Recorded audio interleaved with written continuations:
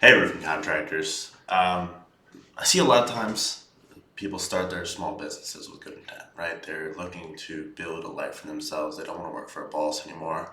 They want to make the money they see their boss is making, right? But a lot of times I'll see roofing contractors jumping in the industry and just bog themselves down with work, right? To the point where they've maxed out their maximum potential that they can do as one person. And they really don't have anywhere further to go unless they make some changes. And so what I wanted to talk about today was that, right? The one man business, the self employed one man show, right? Cruise, whatever you may have there. Um, but yeah, I want to talk about that, the trends I see in the industry, not just in roofing, but across small businesses, and really what needs to change if you want to get out of the cycle you're in of building yourself a glorified job.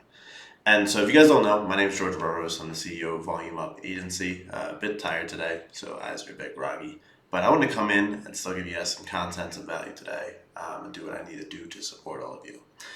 So, what we do here at Volume Up is we have developed systems to help roofing contractors predictably grow their business, right?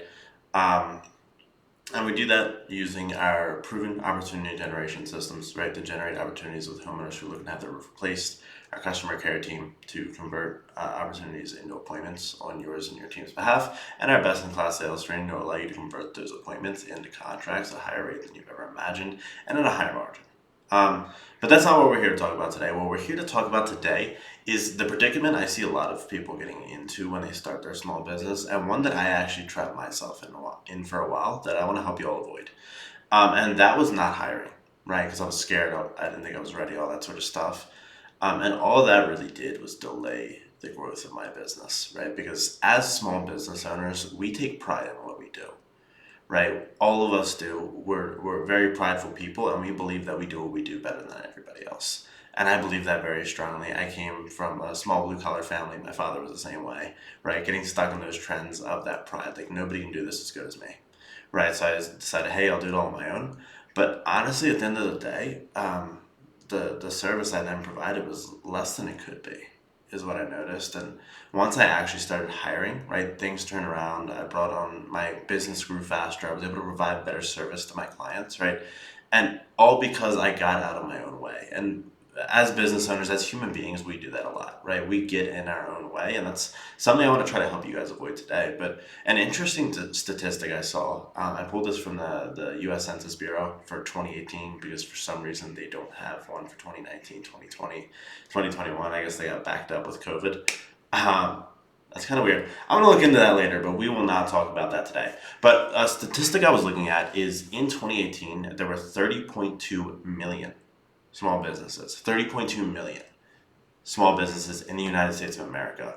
Of that, what was the other statistic I was looking at here? Of that, 26.4 million of those businesses were non employer businesses. And what that means is they didn't have any employees besides themselves, right? So that means, let's see, 26.4 divided by 30.2. That means that 87% of small businesses are owner operated, right? So what they're doing there is they're not going out and building a business. They're not building the lifestyle they want. They're trapping themselves in a glorified job, right? And I know you may be on the end of this watching this video, and I know that sucks because I've been there. Um, Luckily, I've built a team. I've hired some great people that have allowed us to improve not only our life, but the product and the service that we provide to the clients that we work with. But yes, so 87% of small businesses in the US are just people building themselves glorified jobs, right? Non-employer businesses, they don't have any employees doing the work for them. And that's a really big roadblock for people because there is a limit to what you as a human being can do in one day, right? You have the same 24 hours as Jeff Bezos, but he gets a lot more done than you.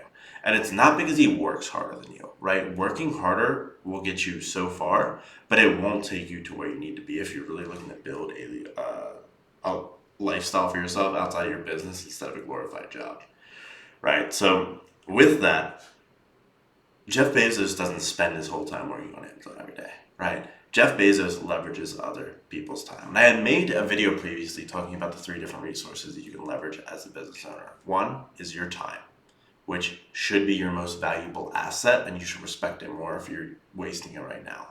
Two is money. You can leverage money to continue to grow your business by paying people to execute on services for you, or paying towards advertising spend, or paying for equipment, or whatever it is, right? And three is human capital, right? People. And I'll link down to that video below so you guys can go and watch that. I don't want to go back through that 20-minute rant again, but it's extremely valuable, and it's a lesson that I learned early on that was super important. But today, what we're going to be talking about again is that human capital, and what that looks like. So with that, I, George, have 16 hours in my day where I can work and sustain myself, right? Still eat, still work out, and well, I didn't really get any family time, right? But now I do, right? I get a bit more family time. I've scheduled out time for them because I've been lucky enough to hire employees. But I have 16 hours in my day, right? With that, those 16 hours are limited in what I can do and by the energy I have, right? And we as human beings, we have ups and downs in energy, and people like me, and probably like you as a business owner, are good at pushing through, right, when we're exhausted, because it's just something you have to do to bring a vision to life. But you get to a certain point where you've hit your max, you've hit your cap, you're stuck at $1 million, $2 million, $3 million a year, whatever it may be, right, in the roofing industry, and you can't scale beyond. You've been stuck at that, right, forever, even $500,000. And working harder is not going to change that. And I'm sure you've tried working harder, and the results haven't changed. So what you have to do next when you get to that point, and ideally before that point, is start to leverage people. Leverage other people's knowledge, other people's expertise, and other people's time.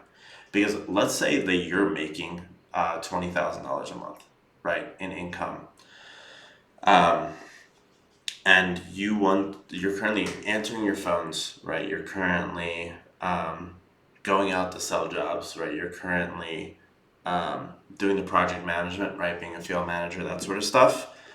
Spending all your time doing that, you're limited on that, right? And you're split between way too many different avenues to be able to really do them all efficiently.